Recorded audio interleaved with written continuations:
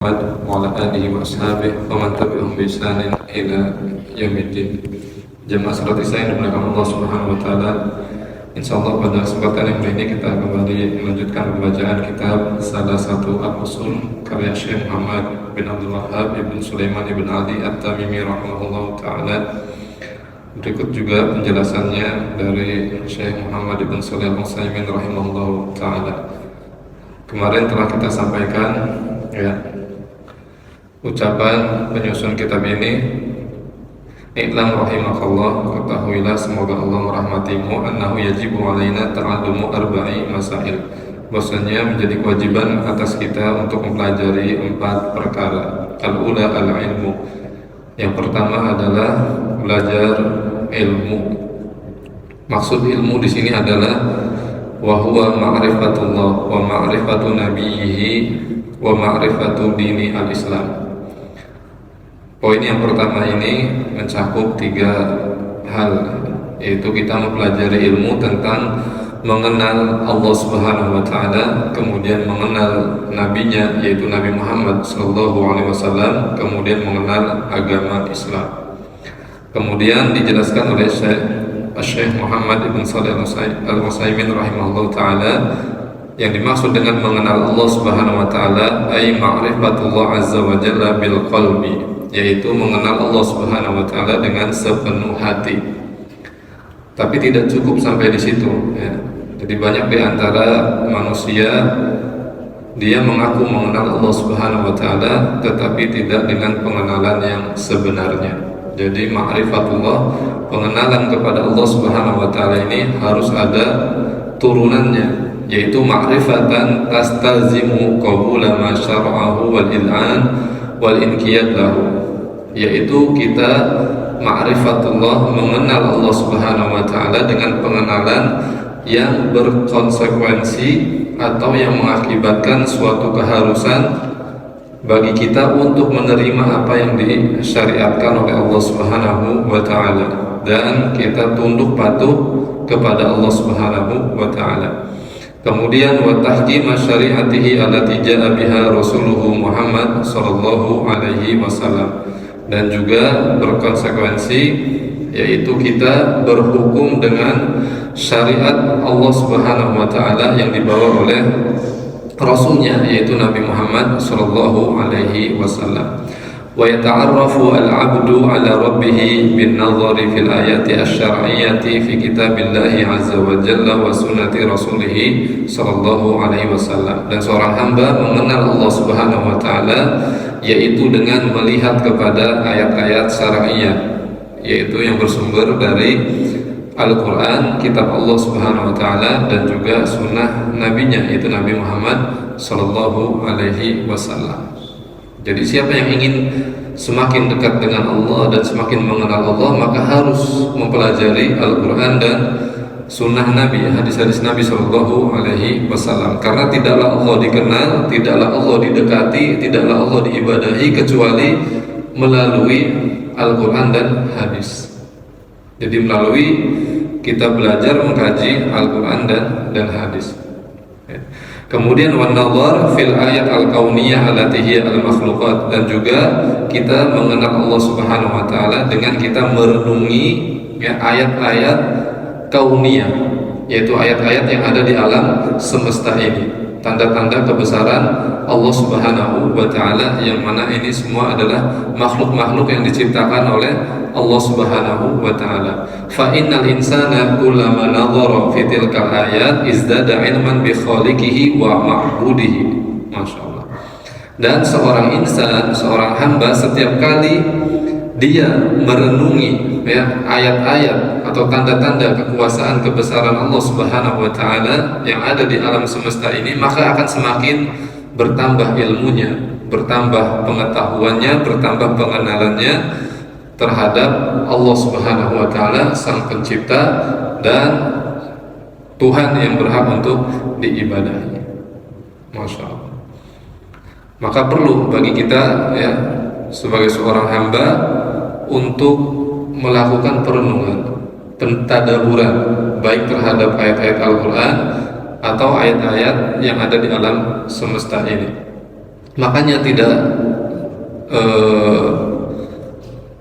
sedikit di dalam Al-Quran perintah dari Allah Subhanahu wa Ta'ala supaya kita merenungkan ciptaan-ciptaan Allah yang ada di alam semesta ini. Contohnya di surat Al-Ghasyiyah yang sering kita dengar kalau hari Jumat, ya, Jumatan biasanya imam membaca surat Al-A'la dan Al-Ghasyiyah, atau di saat sholat Idul Fitri, Idul Adha, imam biasanya membaca surat Al-A'la dan Al-Ghasyiyah. Karena di sana terdapat ayat yang sangat agung sekali. Kata Allah Subhanahu wa taala, "Afala yanzuruna ilal ibili kaifa khuliqat." Tidakkah mereka manusia yang perhatikan kepada unta, bagaimana unta itu diciptakan? Terus wa ilas sama'i kaifa rufi'at, tidakkah memperhatikan bagaimana langit itu ditinggikan? Wa ilal jibali kaifa nusibat, dan tidakkah memperhatikan bagaimana gunung-gunung itu ditancapkan? Wa ilal ardi kaifa sutihat, dan tidakkah mereka memperhatikan bagaimana bumi itu dihamparkan? Bahkan Allah merintahkan kepada kita untuk memperhatikan apa? Makanan yang kita makan. Di dalam surat Abasa, fal yanzuril insanu ila ta'ami, hendaknya manusia memperhatikan makanan yang dia makan. Masya Allah. Anna sobabnal ma'a sobba, kamilah yang menurunkan air hujan. Summa syaqaqnal ardo syaqqa, kemudian kami membelah bumi itu yang menjadi subur. Fa'ambatna fiha habba, kemudian kami tumbuhkan, ya, dari bumi itu, ya, biji-bijian, tumbuh-tumbuhan, dan seterusnya. Kemudian di ujung ayatnya Allah mengatakan mata'an lakum wa li'an'amikum, sebagai kenikmatan untuk kalian manusia dan juga hewan ternak kalian. Subhanallah. Jadi pada ciptaan-ciptaan Allah ini terdapat, ya, dorongan bagi kita yang mau merenunginya, sehingga kemudian kita sampai kepada pengenalan kepada Allah Subhanahu wa Ta'ala, bahwa semua ini adalah diciptakan oleh Allah Subhanahu wa Ta'ala. Dan kalau kita meyakini hal ini, bahwa Allah yang menciptakan semua ini, maka penghambaan diri kita ya hanya untuk Allah, bukan untuk yang lainnya. Kenapa kita cari pujian dari manusia yang tidak menciptakan kita, tidak memberikan rezeki kepada kita? Kenapa kita cari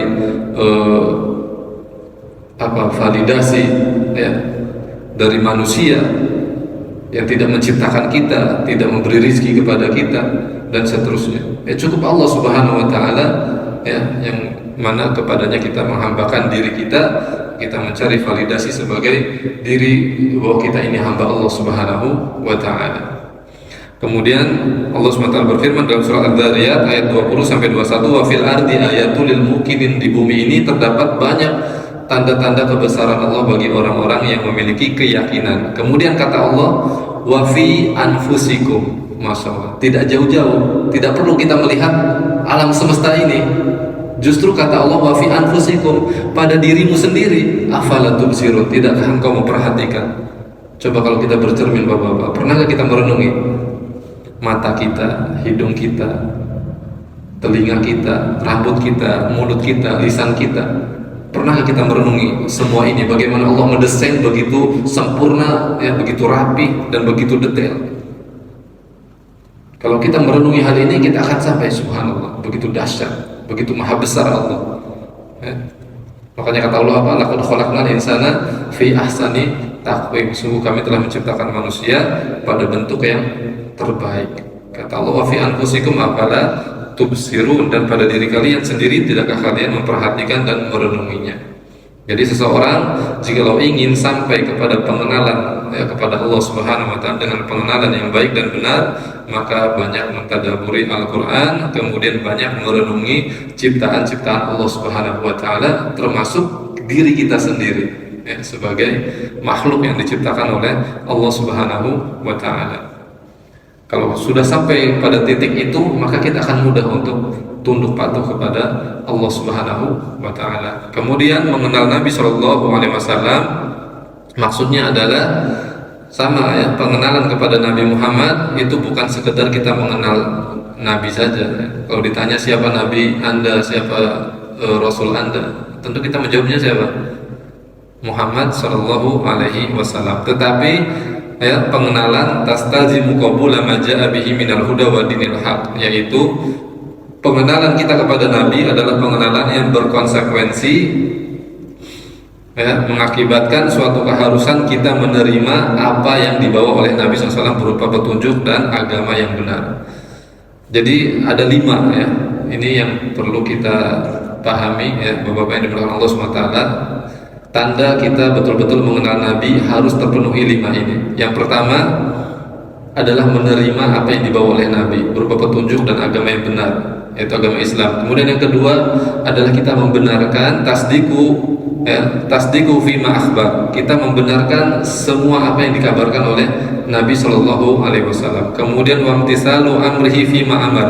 Kita melaksanakan setiap perintah yang diperintahkan oleh Nabi Shallallahu Alaihi Wasallam. Kemudian wajtinabu manaha anhu wazajar. Kita menjauhi segala apa yang dilarang dan diperingatkan oleh Nabi Shallallahu Alaihi Wasallam. Kemudian yang kelima watahkimu syariatihi waridho bihukmi, yaitu kita berhukum dengan syariat Nabi Shallallahu Alaihi Wasallam dan kita ridho dengan hukum Nabi Shallallahu Alaihi Wasallam. Ya, Bapak-Bapak yang dimuliakan Allah Subhanahu wa taala, di dalam surat An-Nisa ayat 65 Allah Subhanahu wa taala berfirman, "Fala wa rabbika la yu'minuna hatta yuhaqqimuka fima shajara bainahum tsumma la yajidu fi anfusihim harajan mimma qadaita wa yusallimu taslima." Jadi tidaklah mereka itu beriman sampai mereka menjadikan engkau wahai Muhammad sebagai hakim yang memutuskan perkara di antara mereka. Kemudian mereka tidak mendapati perasaan berat atas apa yang kau putuskan dan mereka menerima dengan penerimaan yang baik. Jadi dalam setiap urusan, setiap perkara kita menjadikan Nabi sebagai hakim kita. Memang sudah tidak ada kehadiran Nabi, tetapi ajarannya, hukumnya masih terus berlaku untuk kita, apalagi kita sebagai muslim, dan ini akan berlaku terus sampai hari kiamat. Oleh karenanya, ya, kalau kita mau pelajari di sana ada hukum-hukum hukum Islam, ya kan? Itu yang menjadi pedoman kita di dalam setiap memutuskan setiap perkara dan permasalahan. Makanya di Indonesia alhamdulillah kan difasilitasi oleh pemerintah, ya. Ada yang ada agama Islamnya, hukum waris ada, ya, difasilitasi oleh negara, alhamdulillah. Terus pernikahan ada, alhamdulillah. Terus apa lagi?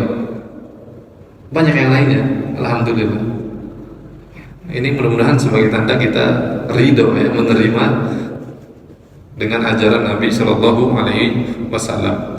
Kemudian di dalam surat yang lain An-Nur ayat 51, innama kana qaulal mu'minin idza du'u ila Allahi wa rasulihi liyahkuma bainahum ayyaqulu sami'na wa ata'na wa ulaika humul muflihun.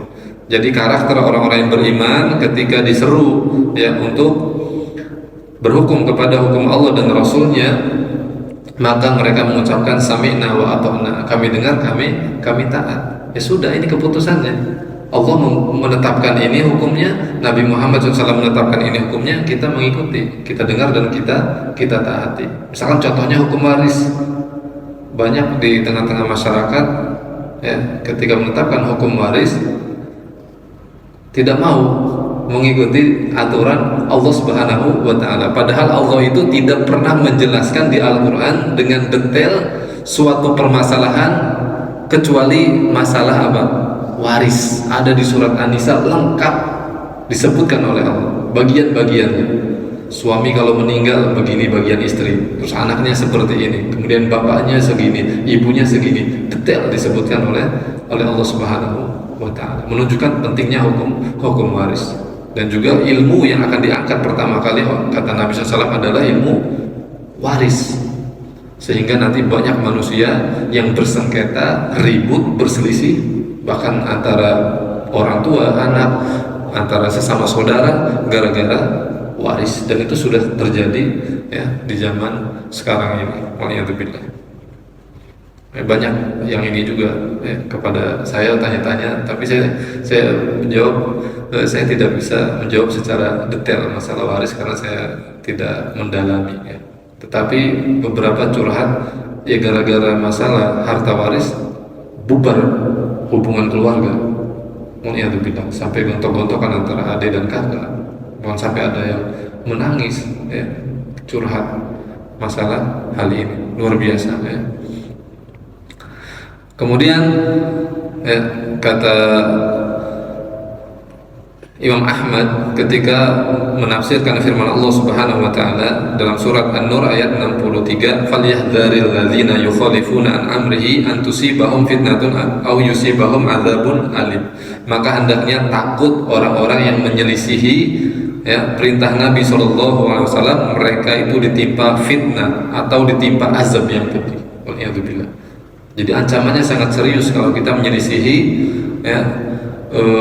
ajaran Nabi Shallallahu Alaihi Wasallam. Kalau tidak terkena fitnah, kita akan terkena azab yang pedih. Kemudian kata Imam Ahmad rahimahullahu taala, "At-tadri mal fitnah?" Tahukah kamu apa fitnah yang dimaksud? Al fitnah asyirku. Maksudnya fitnah di sini adalah kesyirikan. Jadi seseorang kalau tidak mengikuti, berpegang teguh, tidak berpegang teguh kepada ajaran Nabi Muhammad, maka dikhawatirkan dia jatuh pada kesyirikan. Waliyadzubillah. Karena Allah tidaklah diibadahi kecuali dengan ajaran Nabi Muhammad Shallallahu Alaihi Wasallam. Siapa yang keluar dari ajaran Nabi Muhammad, maka pasti akan bermasalah ibadahnya kepada Allah, jatuh pada kesyirikan. Waliyadzubillah. Kemudian kata beliau, "Idza radda ba'da qawlihi yaqa fi qalbihi syai'un min az-zayg fayahlik." Boleh jadi seseorang ketika dia menolak sabda Nabi SAW atau sunnah Nabi SAW, maka akan ada penyakit di dalam hatinya, kemudian dia binasa dengan penyakit tersebut. Waliyadzubillah. Jadi ini sangat bahaya sekali. Seperti pernah di dalam hadis diriwayatkan ada seseorang, dia berani sekali kepada Nabi SAW, berkata ketika ada suatu pembagian, Nabi membagikan kepada para sahabat pada waktu itu. Tapi ada satu orang yang kemudian dia berkata kepada Nabi Muhammad, "Ya Muhammad, i'dil ya Muhammad." Wahai Muhammad, berlaku adillah engkau. Subhanallah. Orang ini berani sekali kan kepada Nabi Muhammad, "I'dil ya Muhammad." Wahai Muhammad, berlaku adillah engkau. Kata Nabi Muhammad SAW, "Kalau saya tidak berlaku adil, maka siapa lagi yang akan berlaku adil?" Kemudian kata Nabi Muhammad SAW apa? "Sesungguhnya orang ini akan lahir dari dia generasi yang pandai membaca Al-Quran, tetapi hanya sampai kerongkongan saja. Dan nanti ada generasi dari dia yang keluar dari agama Islam seperti keluarnya anak panah dari busurnya. Baca Al-Quran tetapi tidak terasa, bacaannya itu tidak sampai kepada hatinya, tidak sampai kepada aplikasinya, sehingga dia tidak menyadari dia keluar dari agama Islam seperti anak panah yang keluar dari busurnya. Ini bahayanya ketika kita tidak mau berpegang teguh dan mengambil ajaran atau hukum dari Nabi Shallallahu Alaihi Wasallam. Ini Bapak-Bapak yang dimuliakan Allah Subhanahu Wa Taala. Jadi pengenalan kita kepada Allah dan pengenalan kita kepada Nabi Muhammad Shallallahu Alaihi Wasallam itu ada konsekuensinya atau akibat yang mengharuskan kita itu menerima apa yang disyariatkan oleh Allah dan Rasulnya, dan juga ada konsekuensinya yaitu kita tunduk patuh terhadap apa yang diperintahkan oleh Allah SWT dan Rasulnya, dan juga apa yang ditetapkan oleh Allah SWT dan Rasulnya. Nah ini Bapak yang dimuliakan Allah SWT. Insya Allah pada kesempatan yang berikutnya kita akan membahas kelanjutannya, yaitu mengenal ma'rifatul dini al-Islam, mengenal agama Islam. Apa itu Islam dan bagaimana penjelasannya? Karena jangan sampai kita hanya mengenal saja Islam, tapi kita tidak mengetahui, paling tidak ada penjelasan yang membuat kita semakin yakin dengan agama kita, yaitu agama Islam. Demikian, barakallahu fikum jami'an. Terima kasih atas waktu dan perhatiannya. Mudah-mudahan ini bermanfaat. Saya rasa cukup kita berdoa kepada Allah Subhanahu wa taala, Allah manfa'na bima 'allamtana wa 'allimna ma yanfa'una wa zidna ilman ya rabbal alamin. Subhanallahi bihamdik asyhadu an la ilaha illa anta astaghfiruka wa atubu ilaik. Walhamdulillah wa sallallahu ala nabiyyina Muhammad. Assalamualaikum warahmatullahi wabarakatuh.